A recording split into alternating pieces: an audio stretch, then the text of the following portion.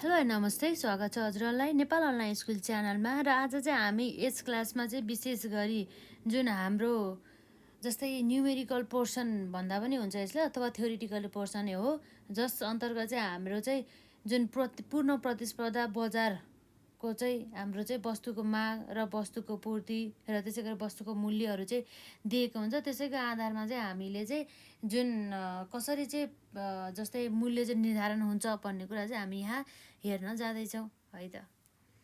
र यसरी चाहिँ हजुरहरूले यसभन्दा अगाडिका क्लासेसहरू हेर्नु भएको छैन भनेदेखि हेर्नु होला र हाम्रो क्वेसन चाहिँ लेखिहाल्नु एकैछिनमा, त्यसपछि हामी गरिहालौँ है त।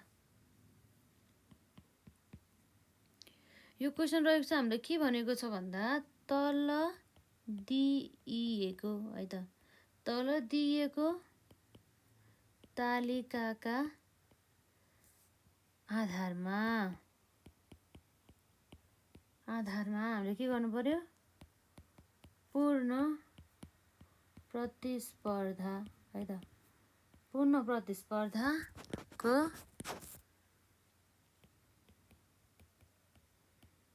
बजारमा वस्तुको मूल्य निर्धारण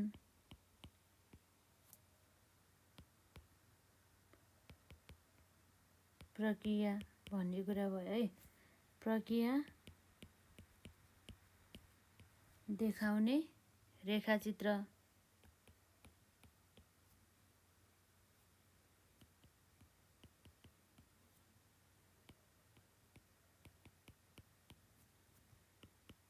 निर्माण गरी हामीले के गर्नु पर्यो त, व्याख्या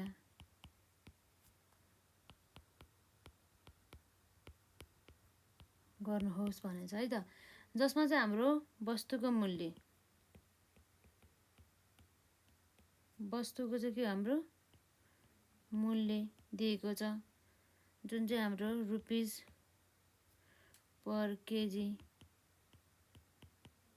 भन्ने कुरा भयो है त। 10, 20, 30, 40, 50 यसरी। र जसमा चाहिँ हाम्रो वस्तुको माग है, वस्तुको चाहिँ के हो त हाम्रो माग, जुन चाहिँ हाम्रो केजीमा भनेछ। त्यसै गरी हाम्रो वस्तुको चाहिँ के हो त, पूर्तिको कुरा आउँछ यसमा, भनेको सप्लाई भन्ने कुरा भयो है त। यो चाहिँ हाम्रो के भयो त, यो सबै हाम्रो केजीमै हुने भयो।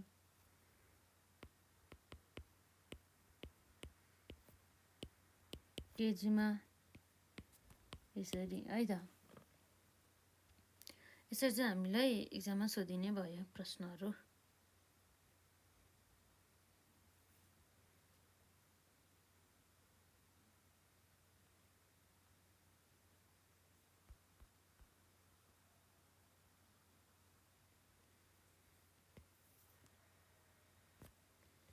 र यसमा चाहिँ हामीले के दिएको छ भन्दाखेरि वस्तुको मूल्य चाहिँ 10 रुपियाँ हुँदाखेरि वस्तुको माग चाहिँ 100 थियो भनेदेखि वस्तुको हाम्रो पूर्ति अर्थात् हाम्रो सप्लाई चाहिँ कति छ त 20 भनेदेखि, यसै गरी हाम्रो 20 हुँदाखेरि हाम्रो डिमान्ड कति छ 80 भनेदेखि सप्लाई कति भयो 40।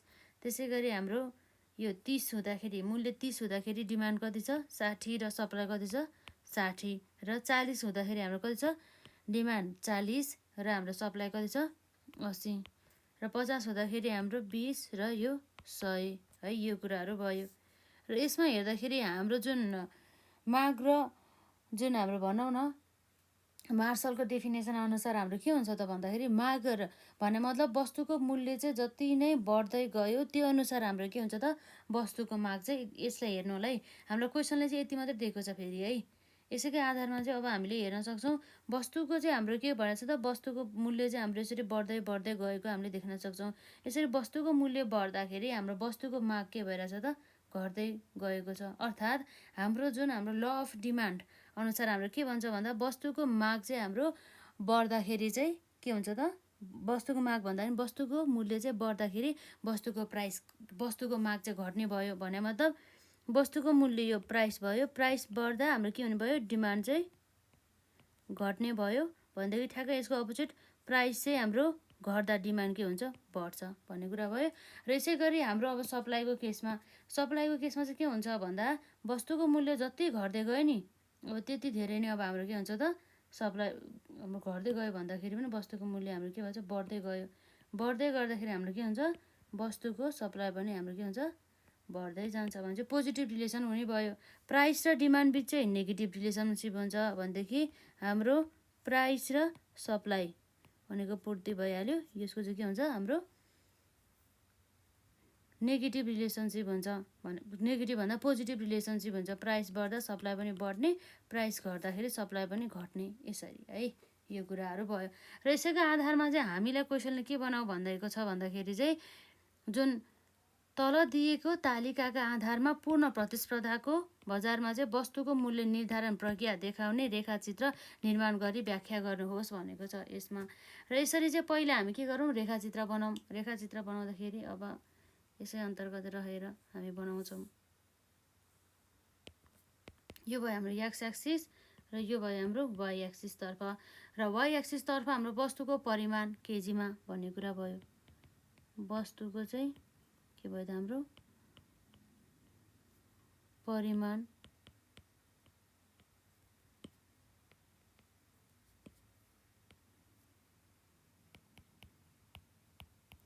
केजीमा। र त्यसै गरी हाम्रो यता चाहिँ के हो त, वाइ एक्सिसतर्फ चाहिँ वस्तुको मूल्य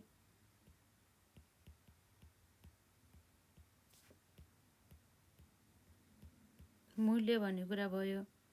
यसरी हेर्न सक्छौँ है त। र यसै गर्दाखेरि अब हाम्रो के भयो त भन्दाखेरि हामीले यहाँ हेर्न सक्छौँ जुन चाहिँ हाम्रो वस्तुको केजीहरू के भएको छ, 10, 20, 30, 40, 50 वस्तुको मूल्य चाहिँ भनौँ है। मूल्य चाहिँ कति छ, 10, 20, 30, 40, 50 भने चाहिँ हाम्रो मूल्य चाहिँ राखौँ 10, 20, 30, 40, 50 है त। त्यसै गरी हाम्रो वस्तुको जुन मागहरू डिमान्डहरूमा चाहिँ अथवा सप्लाईहरूमा चाहिँ के छ त हाम्रो 20, 40, 60, 80, 100। त्यसै गरी अब हाम्रो यसैको आधारमा हामी राख्न सक्छौँ 20, 40, 60, 80 अनि 100 है त। यो कुराहरू रहेको छ। अब हेरौँ हाम्रो के हुन्छ त भनेर पहिला हामी डिमान्ड बढाउँ है त। डिमान्ड भन्ने मतलब हाम्रो वस्तुको मूल्य 50 हुँदाखेरि के भयो, वस्तुको मूल्य 50 हुँदाखेरि वस्तुको माग कति छ, 100। 10 हुँदाखेरि कति छ, मूल्य 10 हुँदाखेरि हाम्रो कति छ त, 100 छ। 10 हुँदाखेरि 100 यहाँ भयो। त्यसै गरी 20 हुँदाखेरि कति भयो, 80। 20 हुँदाखेरि कति भयो हाम्रो 80। त्यसै गरी हाम्रो 30 हुँदाखेरि कति भयो, 60। 30 हुँदाखेरि हाम्रो कति भयो, 60। यसरी आउने भयो। त्यसै गरी हाम्रो 40 हुँदाखेरि कति हुने भयो, 40।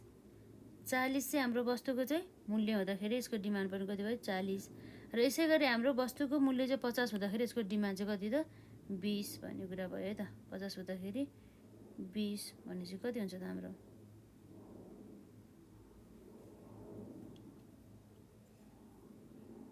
50 हुँदाखेरि हाम्रो कति हो, 20।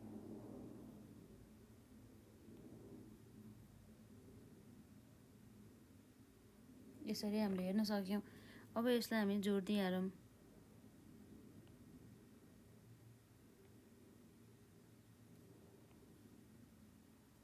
भने यो सबै हाम्रो के हो त, डिमान्ड। डी भनेको हाम्रो डिमान्ड, माग भइहाल्यो। अब त्यसै गरी डिमान्ड पछि अर्को हाम्रो के छ, अब यसमा सप्लाईको कुरा आउँछ। सप्लाई अब के छ, 10 युनिट हुँदाखेरि कति छ यसको सप्लाई, 20 है त। 10 युनिट हुँदाखेरि यसको 20। र त्यसै गरी 20 युनिट हुँदाखेरि हाम्रो 20 युनिट भन्दा पनि यो 20 रुपियाँ हुँदाखेरि है, प्रति केजी चाहिँ हाम्रो 20 हुँदाखेरि चाहिँ 40 रुपियाँ। 20 हुँदाखेरि चाहिँ 40 युनिट भनौँ है, 20 हुँदाखेरि 40 युनिट। त्यसै गरी हाम्रो 30 हुँदाखेरि 60 है। 30 हुँदाखेरि कति हो त हाम्रो, 60 भने चाहिँ ठ्याक्कै यो भनेपछि। त्यसै गरी 40 हुँदाखेरि 80। 40 हुँदाखेरि हाम्रो कति छ यसले, 80। 80 भने चाहिँ अब हाम्रो ठ्याक्कै यहाँ माथि पुग्ने भयो। त्यसै गरी हाम्रो 50 हुँदाखेरि कति हो त, 100 है। 50 हुँदाखेरि कति हो हाम्रो, 100। यसरी चाहिँ हाम्रो के बन्न सक्यो त, यो एउटा सप्लाई कर्भ है। यसरी चाहिँ आयो। यो अलिक सिधा हुनुपर्छ, हजुरले स्केल युज गर्नु न, ठ्याक्कै मिल्छ। र यसरी जुन हाम्रो डिमान्ड कर्भ र सप्लाई कर्भ जुन हाम्रो के छ त काटिएको बिन्दु छ नि, यसरी डिमान्ड कर्भ भयो र यो हाम्रो सप्लाई कर्भ भयो। यसरी डिमान्ड कर्भ र सप्लाई कर्भ काटेको यो जुन बिन्दु छ हो, यो बिन्दुमा चाहिँ हाम्रो के हुन्छ त मूल्य चाहिँ निर्धारण हुने गर्दछ है त। हो यो बिन्दु जुन यसलाई हामी के भन्छौँ इक्विलिब्रियम पोइन्ट भन्छौँ, जसमा चाहिँ हाम्रो डिमान्ड र जुन हाम्रो सप्लाई चाहिँ के छ त इक्वल छ भन्ने कुरा भयो है। यो पोइन्टमा चाहिँ के भयो त demand equal to supply, D भन्ने बित्तिकै के भयो हाम्रो डिमान्ड र यस भन्ने बित्तिकै के भयो हाम्रो सप्लाई है त। यसरी चाहिँ हामीहरूले हेर्न सक्छौँ यो कुराहरू भयो। र यसरी चाहिँ हाम्रो के छ त ओएक्स तर्फ अर्थात् एक्स एक्सिस तर्फ चाहिँ हाम्रो के छ त वस्तुको परिमाण केजीमा छ भनेदेखि ओवाई तर्फ चाहिँ हाम्रो के छ त वस्तुको चाहिँ मूल्यहरू चाहिँ देखाएको छ भन्ने कुरा भयो। र यो डिडी भनेको हाम्रो के भयो त यो डिडी भनेको चाहिँ डिमान्ड कर्भ हो भनेदेखि यस भनेको चाहिँ हाम्रो के हो त सप्लाई कर्भहरू चाहिँ रहेको छ, अर्थात् हाम्रो बजारको चाहिँ पूर्ति वक्र रेखाहरू भन्ने कुरा भयो र अर्को चाहिँ हाम्रो माग वक्र रेखाहरू चाहिँ भन्ने कुरा भयो। यसरी चाहिँ जुन हाम्रो प्राइस भनेको चाहिँ कति हो त मूल्य भन्दाखेरि हाम्रो यो उद्गम बिन्दु भन्दा पनि यसलाई के भन्छ भन्दाखेरि इक्विलिब्रियम पोइन्ट भन्छौँ है। इक्विलिब्रियम पोइन्टमा चाहिँ अब हाम्रो के हुन्छ त भन्दाखेरि डिमान्ड र सप्लाई बराबर हुन्छ, जसमा चाहिँ हाम्रो इक्विलिब्रियम प्राइस अर्थात् यसको चाहिँ हाम्रो प्राइस कति हुँदाखेरि भयो भन्दाखेरि 30 हुँदाखेरि भने मतलब हाम्रो यो 30 चाहिँ के हो त हाम्रो यो जुन मूल्य चाहिँ भयो है त। 30 नै हाम्रो एउटा के हो त सन्तुलन मूल्य भनौँ। इक्विलिब्रियम प्राइस भनेको चाहिँ हाम्रो सन्तुलन मूल्य भयो है त। कतिखेर हुँदाखेरि 60 युनिटमा चाहिँ हाम्रो सन्तुलन मूल्य 30 हो भनेदेखि सन्तुलन परिमाण चाहिँ कति हो 60 हो र हाम्रो यो इक्विलिब्रियम पोइन्ट सन्तुलन पोइन्ट चाहिँ हाम्रो कति छ त ई चाहिँ रहेको छ है त। यति कुरा हो, हामी त्यही कुराहरू चाहिँ हामी यहाँ लेख्न जाँदैछौँ। हाम्रो के हुन्छ त जस्तै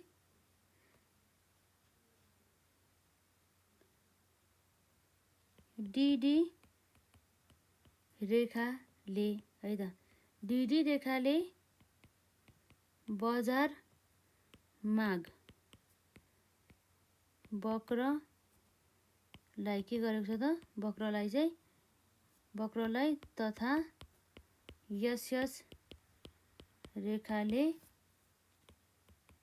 बजार पूर्ति है त वक्र रेखालाई चाहिँ के गर्छ त जनाउँदछ अथवा प्रस्तुत गर्दछ। र त्यसै गरी हाम्रो यो बिन्दु ईमा चाहिँ के छ त बजारको माग रेखा र बजारको पूर्ति रेखा चाहिँ एक आपसमा के छ त विभाजन भए चाहिँ सन्तुलन कायम भएका छन्, जसमा चाहिँ डिमान्ड र सप्लाई चाहिँ बराबर रहेको छ भन्ने कुरा भयो है त। त्यही कुरा चाहिँ हाम्रो यसमा बिन्दु ईमा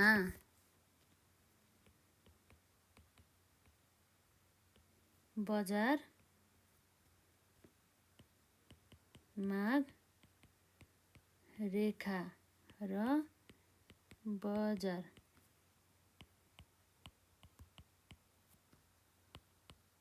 पूर्ति रेखा चाहिँ हाम्रो के भएको छ त एक आपसमा विभाजन भई के भएको छ हाम्रो यहाँ सन्तुलन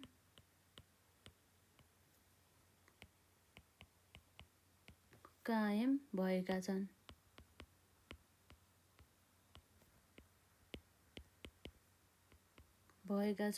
है त।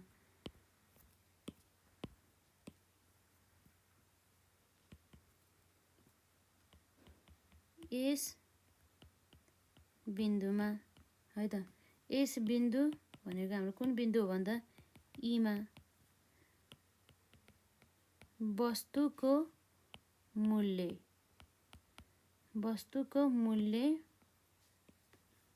रुपिस हाम्रो कति छ त यसमा मूल्य रु अघि हामीले हेरेको थियौँ 30 हैन 30 मूल्य रु 30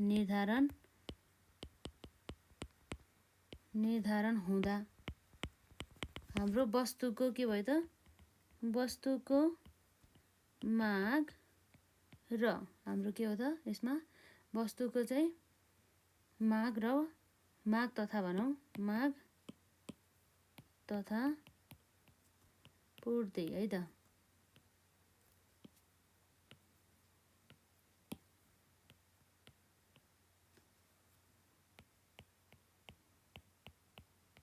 परिमाण चाहिँ के छ त एक आपसमा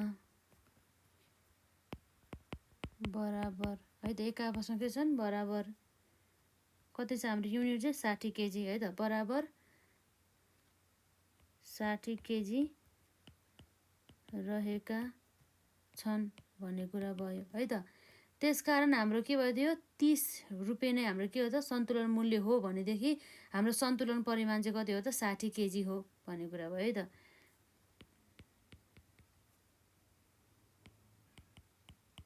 त्यसकारण हाम्रो 30 नै सन्तुलन है त।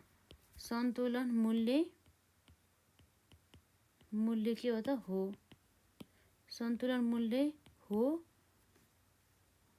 भने हाम्रो के हो त 60 केजी चाहिँ हाम्रो के हो सन्तुलन परिमाण अर्थात् इक्विलिब्रियम क्वान्टिटी र इक्विलिब्रियम प्राइस भन्ने कुरा गर्छ यसले है त।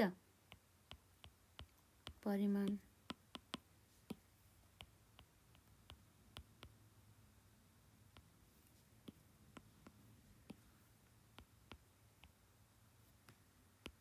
हो भन्ने कुरा भयो है त। अब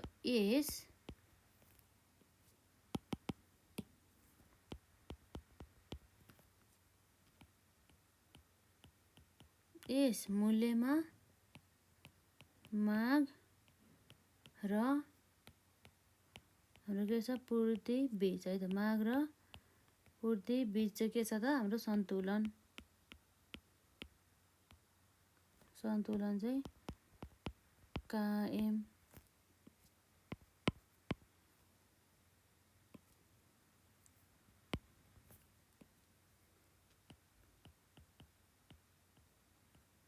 कायम भएका छन् भन्ने कुरा भयो है त।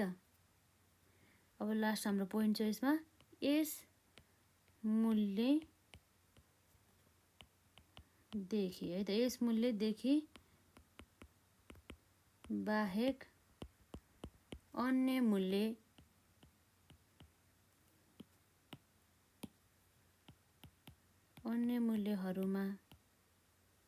के हुन्छ हाम्रो माग तथा पूर्ति है त के हुन्छ त हाम्रो बराबर हुँदैन भन्ने कुरा भयो है त।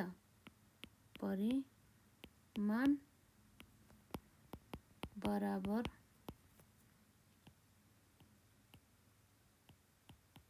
नभएकोले के हुन्छ त हाम्रो नभएकोले रु हाम्रो के हुन्छ 30 नै है त। रु 30 नै के छ हाम्रो सन्तुलन मूल्य हो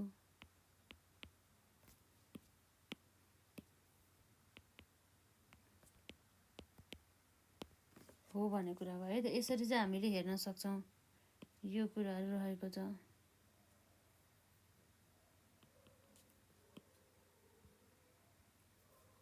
खासै केही गाह्रो छ त छैन, जस्ट बुझ्नु पर्यो है। र यदि बुझ्नु भएन भनेदेखि फेरि रिभिजन गरेर एकचोटि रिक्लास हेर्नु होला र हजुरहरूले पनि प्र्याक्टिस गर्दै गर्नु होला। यो चाहिँ हाम्रो यसरी जुन इक्विलिब्रियम पोइन्टमा चाहिँ के हुन्छ त यो चाहिँ स्केल युज नगरे भएर हल्का बाङ्गो भएको छ। हजुरहरूले स्केल युजहरू गर्नु ठ्याक्कै मिल्छ है। र यो कुरा भयो। र अब नेक्स्ट क्लासमा चाहिँ हामी जुन जस्तै पूर्ण प्रतिस्पर्धाको बजारमा र त्यसै गरी एकाधिकार बजारमा चाहिँ कसरी चाहिँ बजारमा चाहिँ वस्तुहरूको चाहिँ मूल्य चाहिँ निर्धारण गरिन्छ भनेर चाहिँ हामी रेखाचित्रद्वारा चाहिँ हामी हेर्छौँ है त। र आजलाई यति नै गरौँ र नेक्स्ट क्लासमा बाँकी कुरा पढाउँला। केही क्वेरिजहरू भए कमेन्ट सेक्सनमा राख्नु होला र प्रत्येक पार्टलाई चाहिँ पार्ट वाइज हेर्नु होला है त।